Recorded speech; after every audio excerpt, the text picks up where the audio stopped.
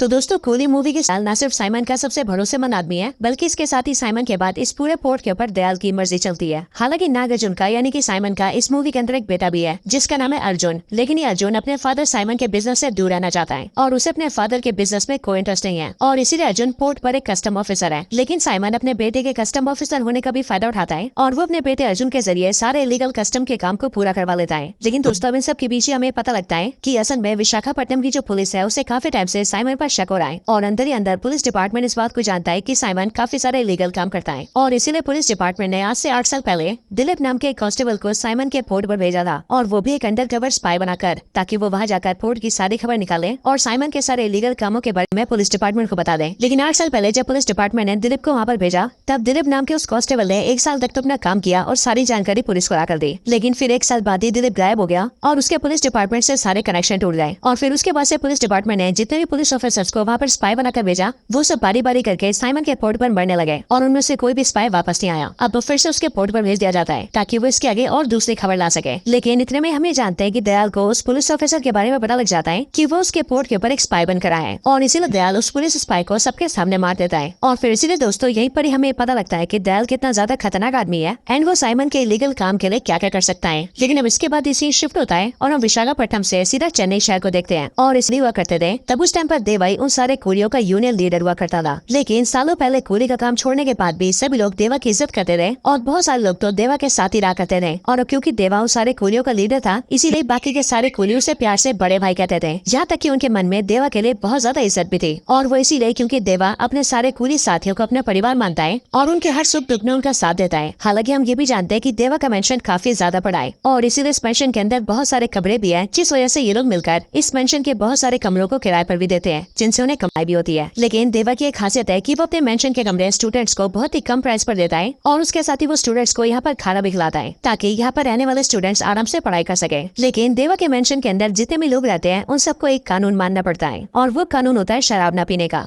अचानक से एक आदमी देवा के पास आता है और वो देवा को बताता है कि उसके पुराने दोस्त राजशेखर की मौत हो चुकी है। अपने दोस्त की मौत की खबर सुनकर देवा को बहुत बड़ा झटका लगता है। लेकिन जब देवा मौत का कारण पूछता है तब उसे पता लगता है कि राजशेखर की जो मौत है वो हार्ट अटैक की वजह से जानेगा ताकि वो ये पता कर सके कि आखिरकार राजशेखर के साथ क्या क्या हुआ था। अब ऐसा करने के लिए वो सबसे पहले राजशेखर की कंपनी में जाता है, यानी कि वहाँ जहाँ पर राजशेखर काम किया करता था। बट वहाँ पहुंचकर उसे पता लगता है कि उस कंपनी से राजशेखर ने 5 साल पहले काम छोड़ दिया था। हालांकि इसी टाइम पर देवा राजशेखर की पोस्टमार्टम रिपोर्ट भी चेक करवाता है, जिसके बाद देवा को ये भी पता लगता है कि राजशेखर के पोस्टमार्टम की रिपोर्ट भी झूठी थी और असली पोस्टमार्टम रिपोर्ट के हिसाब से राजशेखर की मौत हार्ट अटैक से नहीं बल्कि सीने पर बहुत ही जोरदार वार करने की वजह से हुई थी। और इसीलिए ये बात जानते ही देवा को ये पता लग जाता है कि राजशेखर की मौत नेचुरली नहीं थी बल्कि राजशेखर का किसी ने मर्डर किया था और जिसने भी राजशेखर को मारा था उसने उसे मारने के लिए उसकी छाती पर बहुत जोर जोर से वार किया था। और अब इसीलिए देवा ये फैसला करता है कि चाहे जो भी हो जाए वो राजशेखर के कातिल को ढूंढ कर ही रहेगा। अब दोस्तों इसके बाद ही देवा एक ऐसे आदमी से मिलता है जो कि राजशेखर के काफी करीब था और इसीलिए उस आदमी से मिलकर देवा उससे राजशेखर के बारे में पूछता है, जिसके बाद वो आदमी राजशेखर के बारे में देवा को सारी बातें बताता है। अब इसके बाद राजशेखर की स्टोरी स्टार्ट होती है जिसमें हम 5 साल पीछे जाते हैं। वो आदमी देवा को ये बताता है कि आज से 5 साल पहले राजशेखर एक कंपनी में काम किया करता था और जिस कंपनी में राजशेखर काम किया करता था वो एक साइंस और टेक की कंपनी थी एंड उसमें देवा उनके लिए नए नए रिसर्चेस करता था। लेकिन देवा अपनी तीनों बेटियों को डॉक्टर बनाना चाहता था पर डॉक्टर की पढ़ाई करने के लिए बहुत ज्यादा पैसे लगते हैं और राजशेखर के पास उतने पैसे नहीं थे। लेकिन राजशेखर के पास एक रिसर्च का आइडिया था और इसीलिए 5 साल पहले उसने सबसे पहले अपनी कंपनी से रिजाइन किया और वो अपने रिसर्च के काम पर लग गया और जिस चीज के ऊपर राजशेखर काम कर रहा था वो चीज असल में मोबाइल क्रीमेटर थी। अब दोस्तों मैं आपको बता दूं कि ये मोबाइल क्रीमेटर बेसिकली एक ऐसा छोटा डिवाइस होता है जिस पर अगर आप किसी भी पक्षी या फिर जानवर को रखते हैं तो फिर इस मशीन से निकलने वाली बहुत तेज करंट उस जानवर की पूरी बॉडी को कुछ ही सेकंड्स के अंदर ऐश बना देती है, यानी कि रात। और क्या। अब दोस्तों इसके बाद ही हम स्टोरी में साइमन को देखते हैं जहाँ पर हमें जानते हैं कि साइमन के लीगल कामों की वजह से उसके बहुत सारे दुश्मन होते हैं और इसीलिए एक बार बहुत सारे लोग मिलकर साइमन पर जानलेवा अटैक करते हैं। लेकिन साइमन अपने साथियों के साथ मिलकर उन सारे लोगों को जान से मार देता है। लेकिन पता नहीं कैसे उन सारी किलिंग के बारे में पुलिस को पता लग जाता है और इसीलिए पुलिस डिपार्टमेंट के अंदर साइमन के जो भी खबरी होते हैं वो साइमन को बताते हैं कि साइमन को कुछ भी करके उन सारी डेड बॉडीज को डिस्पोज करना होगा, क्योंकि अगर वो डेड बॉडीज पुलिस को इन्वेस्टिगेशन में मिल गई तो फिर साइमन को कोई नहीं बचा सकता है। अब इस बारे में साइमन काफी ज्यादा परेशान होता है। लेकिन फिर उसी टाइम पर उसके पास उसका बेटा आता है और साइमन का बेटा अर्जुन उसे राजशेखर की मशीन के बारे में बताता है। अब दोस्तों आपको याद होगा कि मैंने आपको बताया था कि राजशेखर को अपनी मशीन को बनाने के लिए काफी सारे इलीगल सामान को इम्पोर्ट करना पड़ा था और उन सारे इलीगल सामान को इम्पोर्ट करने में उसकी मदद एक कस्टम ऑफिसर ने की थी। लेकिन वो कस्टम ऑफिसर और कोई नहीं बल्कि कि साइमन का बेटा अर्जुन ही था और इसलिए यहाँ पर अर्जुन अपने फादर साइमन से कहता है कि मैंने राजशेखर नाम के एक आदमी की इलीगल सामान लाने में मदद की थी और उसकी मदद से ही उसने एक ऐसे क्रीमेटर मशीन को डेवलप किया है जिस मशीन की मदद से हम किसी को भी राख बना सकते हैं। अब ये बात सुनते ही साइमन जल्दी से राजशेखर के पास जाता है और वो वहाँ कर राजशेखर से उस मशीन को चलाने के लिए कहता है, लेकिन राजशेखर साइमन की बात नहीं मानता और वो साइमन से कहता है कि वो साइमन के किसी भी गलत काम में उसका साथ नहीं देगा। बट ये बात सुनकर साइमन राजशेखर के सामने उसकी तीनों बेटियों को जान से मारने की धमकी देता है और इसी अपनी बेटियों की जान बचाने के लिए राजशेखर को मजबूरी में साइमन के लिए काम करना पड़ता है और अपनी बनाई हुई मशीन का इस्तेमाल साइमन के लिए करना पड़ता है। हालांकि राजशेखर के इस काम के बारे में उसकी सिर्फ बड़ी बेटी प्रीति को पता होता है और इसीलिए राजशेखर प्रीति के साथ मिलकर अपने मशीन को चलाता है और वो साइमन के द्वारा मारे गए सारी डेड बॉडीज को डिस्पोज कर देता है, जिसके बाद वो सारी की सारी डेड बॉडीज राख बन जाती है। अब इस काम के बदले में साइमन राजशेखर को काफी सारे पैसे देता है, लेकिन वो राजशेखर के इस काम से इतना ज्यादा खुश हो जाता है कि वो राजशेखर से कंटिन्यूसली ये काम करवाने लगता है और आगे उसके पास जो भी डेड बॉडीज आती है उन सबको भी वो राजशेखर की मशीन के जरिए खाद बना देता है। अब राजशेखर की इतनी कहानी सुनने के बाद ही देवा को ये समझ पा जाता है कि राजशेखर की बड़ी बेटी प्रीति उसके काम में उसका साथ दिया करती थी, इसीलिए हो ना हो अब राजशेखर के मरने के बाद साइमन के लोग प्रीति को लेने आएंगे क्योंकि राजशेखर के बाद अब प्रीति है जो कि मशीन चलाना जानती है। एंड अब इसीलिए देवा जल्दी से प्रीति के पास जाता है, लेकिन वहाँ पहुंचकर वो देखता है कि वहाँ पर साइमन के गुंडे पहले से वहाँ पर पहुंच चुके हैं और फिर इसीलिए देवा पहले तो प्रीति को उन गुंडों से बचाता है, उन गुंडों को पीट करता है एंड फिर वो उन गुंडों से कहता है कि वो खुद भी मशीन चलाना जानता है और इसलिए अगर वो लोग चाहे तो उसे अपने साथ ले जा सकते हैं। जिसके बाद हम ये देखते हैं कि देवा और प्रीति दोनों इस साइमन के आदमियों के साथ जाते हैं, जिसके बाद वो सारे आदमी उन दोनों को दयाल के पास ले जाते हैं। अब दयाल जैसे इस बात को जानता है वैसे वो देवा और प्रीति को अपने साथ ले जाता है और वो उन दोनों को मशीन के पास लाकर उसे एक्टिवेट करने के लिए कहता है ताकि जो डेड बॉडीज उनके पास पड़ी होती है वो उन सबको खाद बना सके। अब यहाँ पर प्रीति अपने फादर की इस मशीन को चलाना जानती थी और इसीलिए वो यहाँ पर देवा को ये मशीन चलाना सिखाती है, जिसके बाद वो दोनों मिलकर इस मशीन के जरिए सारी डेड बॉडीज को ऐश बना देते हैं। इसके साथ ही ये सब देखकर दयाल को भी ये बिलीव हो जाता है कि देवा को भी ये मशीन चलानी आती है। अब दोस्तों देवा इस बात को जान चुका था कि उसका दोस्त राजशेखर साइमन के लिए काम करता था और जाहिर है कि साइमन को राजशेखर से बहुत ज्यादा फायदा था, इसीलिए जाहिर सी बात है कि राजशेखर को ना तो साइमन खुद मारेगा और न ही अपने आदमियों से मरवाएगा, इसीलिए हो ना हो राजशेखर को मारने वाला कोई और ही है। लेकिन वो आदमी कौन हो सकता है इस बारे में जानने के लिए देवा साइमन के ग्रुप में आ जाता है और साइमन के पोर्ट पर क्रीमेटर मशीन को चलाने का काम करने लगता है। अब दोस्तों इन सब के बीच हम साइमन को देखते हैं जो कि असल में दिलीप नाम के उस पुलिस कांस्टेबल स्पाई के बारे में जान जाता है जिसे आज से 8 साल पहले पुलिस डिपार्टमेंट ने उसके पोर्ट पर स्पाई करने के लिए भेजा था। और दोस्तों यहाँ पर हम ये जानते हैं कि वो पुलिस का स्पाई यानी कि दिलीप और कोई नहीं बल्कि दयाल है, वही दयाल जो कि साइमन का सबसे खास आदमी बना पड़ा था। लेकिन आज साइमन दयाल के बारे में सब कुछ जान चुका था और इसीलिए साइमन सीधा अपने पोर्ट पर आता है और वो दयाल पर हमला कर देता है और वो एक हथौड़े से दयाल को पीट कर उसकी जान ले लेता है। लेकिन अब इसके बाद ही साइमन देवा